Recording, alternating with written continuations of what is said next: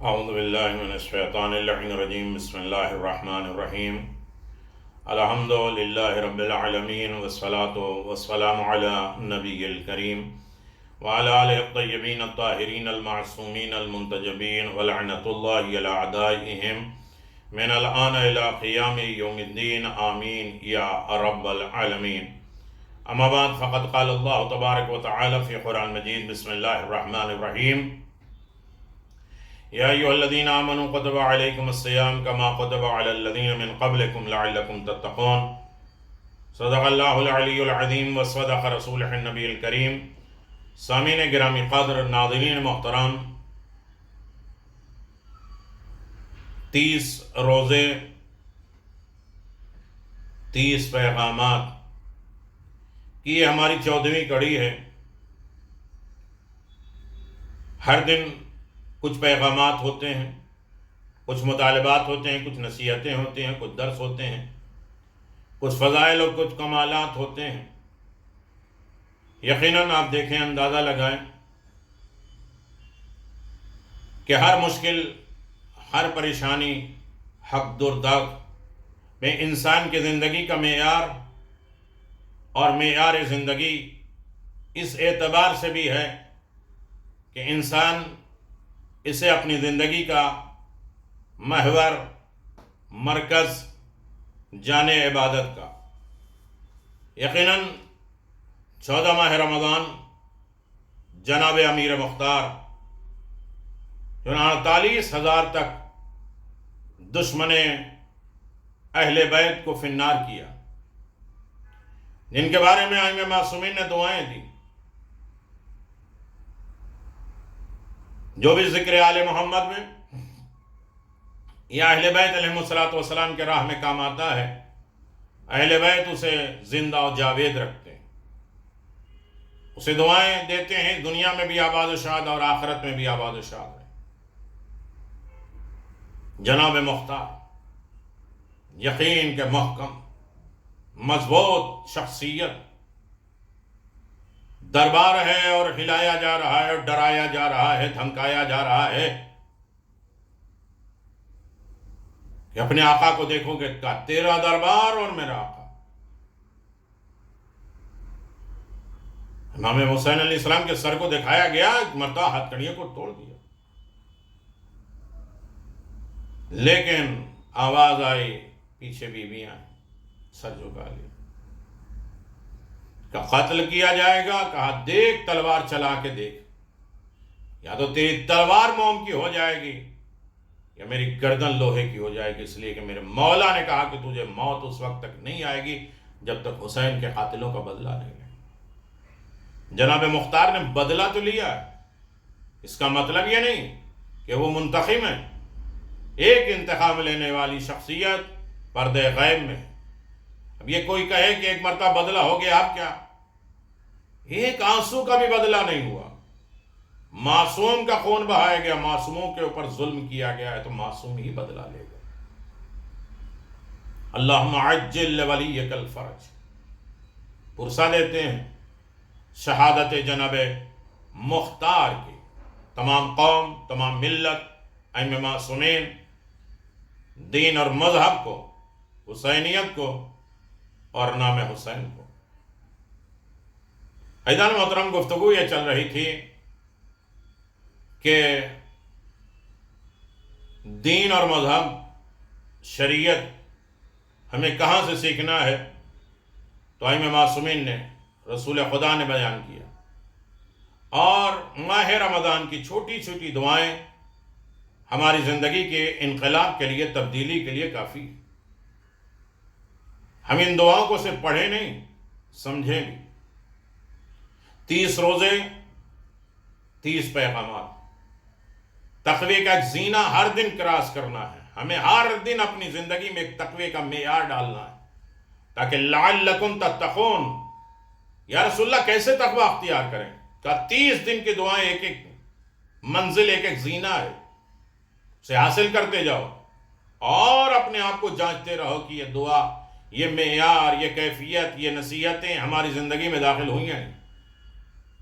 بسم اللہ الرحمن الرحیم.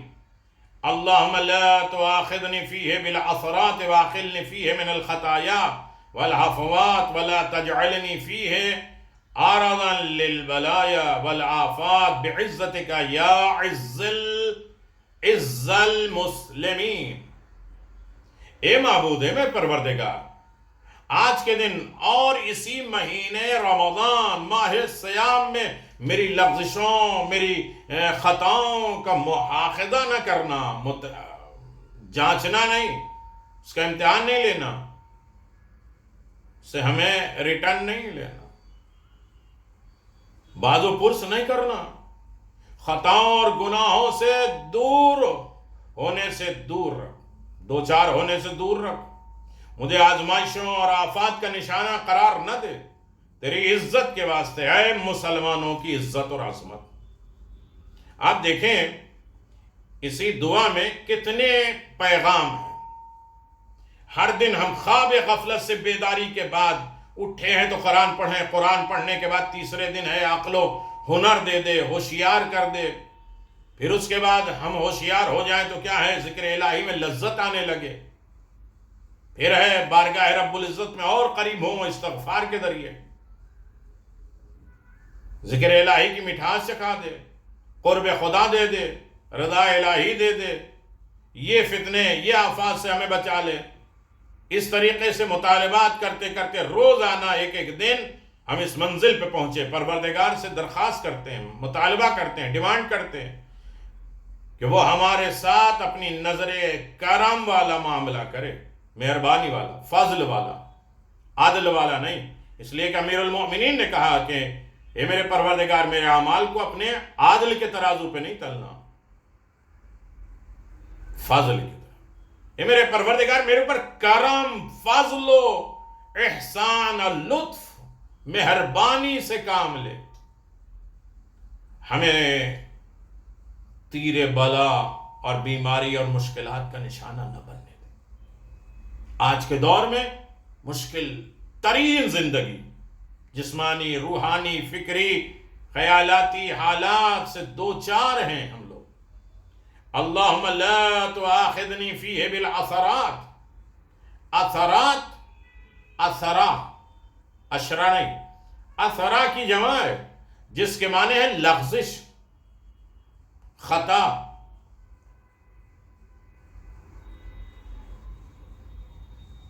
جیسے کہ واضح اور روشن کہ لغزش گرنے سے پہلے کے مرحلے کا نام ہے۔ لغزش ہو گئی، گر گئے، بھٹک گئے، گمراہ ہو گئے، بھول ہو گئی۔ اسی لیے اگر کسی کا پیر لغزش کر جاتا ہے، پھسل جاتا ہے، تو اس بات کا امکان ہے کہ وہ پھر سے اٹھ کے کھڑا ہو اور اپنے تعادل کو برقرار رکھے، اپنی بیلنس کو برقرار رکھے، اپنی حفاظت کر لے۔ اس بات کا بھی امکان ہے کہ گر ہی پڑے ہیں۔ یہاں پر اثرا اور لغزش سے مراد رذائل اخلاقی، برا اخلاق، رسوائی و ذلت والا اخلاق، جنہیں پھنس کر انسان گناہ کے گڑھے میں گرنے لگتا ہے اور غفلت کا شکار ہو جاتا ہے، اور اپنی خطاؤں میں سرمست ہو، پھر گناہ کی کھائی مقدر بن جاتی ہے، اسی میں پھنس جاتا ہے۔ مثال ثواب، کوئی ایک دل ہل جائے، آمادہ ہو جائے، تو مرنے والے کے لیے بہت اجر و ثواب ہے۔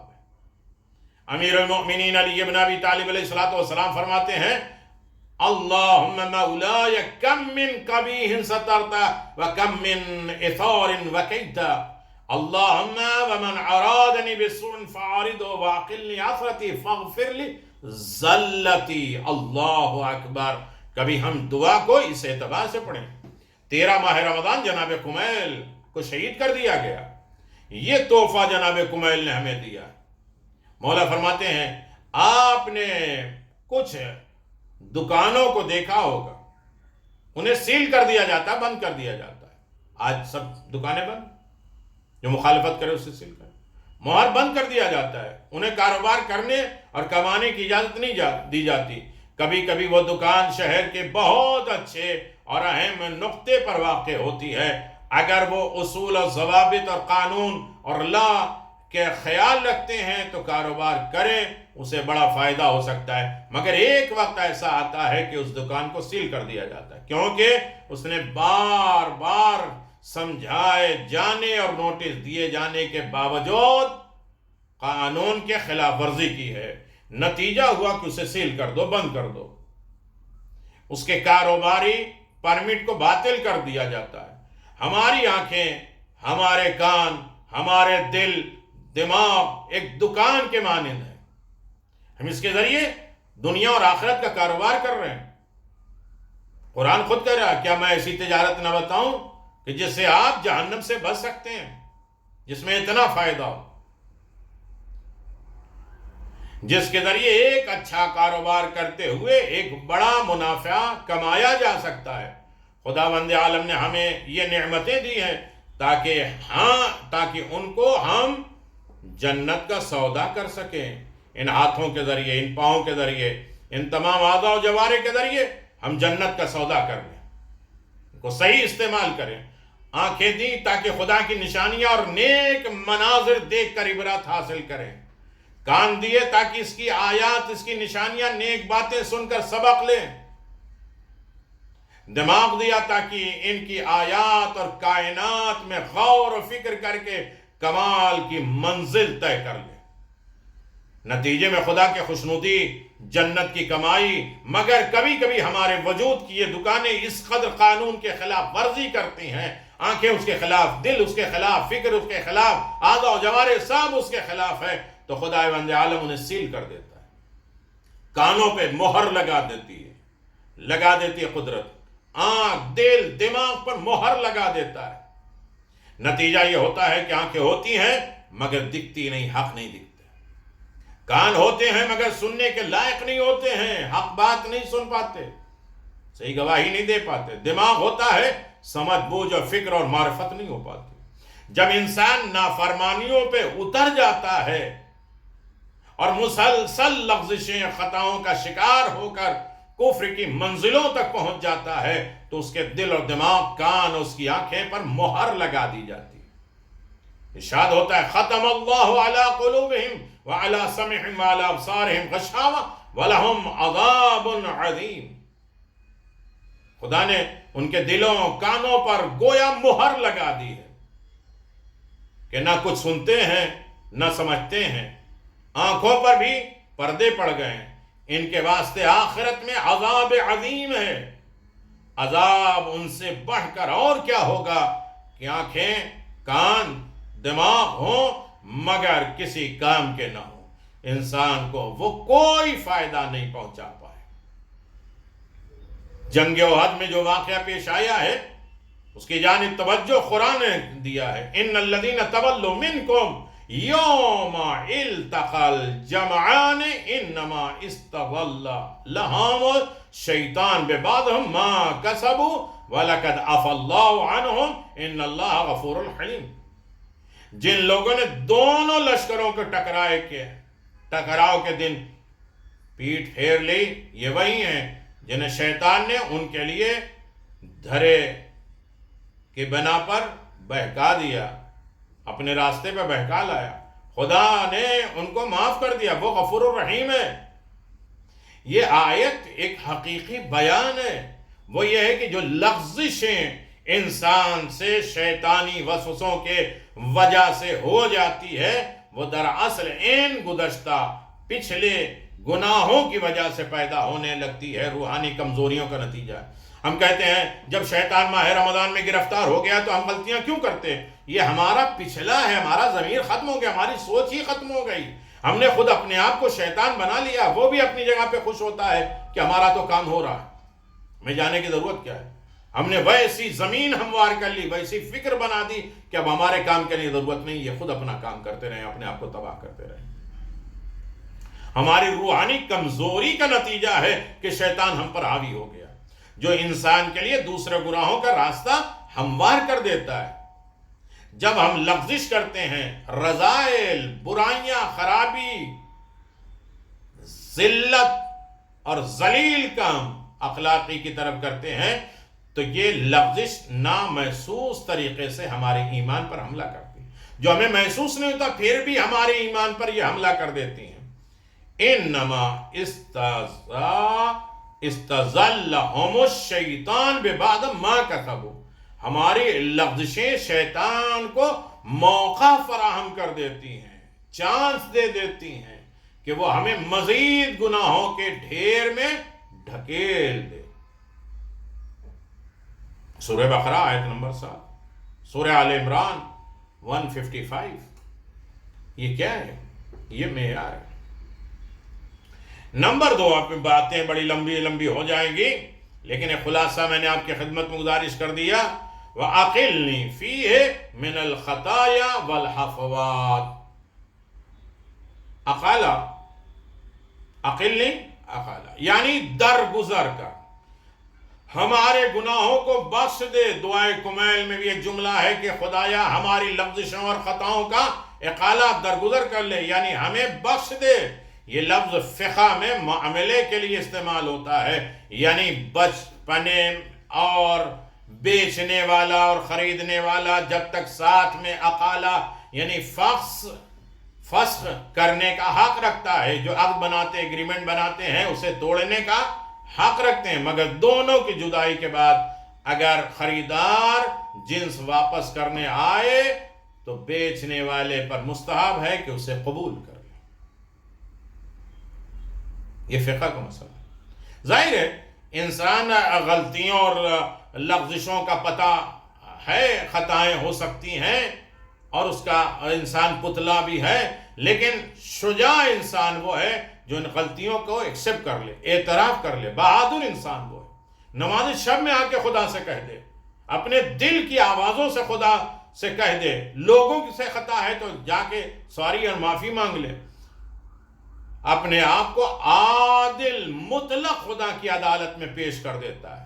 شجاع اور بہادر ایکسپٹ کر لیتا ہے اور اعتراف کر لیتا ہے، خدایا میں گناہگار ہوں، میں نے نادانی میں شہوت نفس کی وجہ سے گناہ کیا، لیکن میرے مولا میں نادم ہوں، شرمندہ ہوں، پشیمان ہوں، میرے گناہوں کی مغفرت فرما. میں اس قابل بن سکوں کہ تیرے مہینے میں تیری رحمت، برکت، مغفرت کے دسترخوان پر مہمان بن کر آؤں، اور ضرور خدا ہماری دعا کو قبول کر لے. اللہم اغفر لکل ذنب اذنبت وکل خطیۃ اخطأتها. یہ کیا ہے؟ ہمارے ساری خطاؤں کو معاف کر دے، ہمارے سارے گناہوں کو معاف کر دے.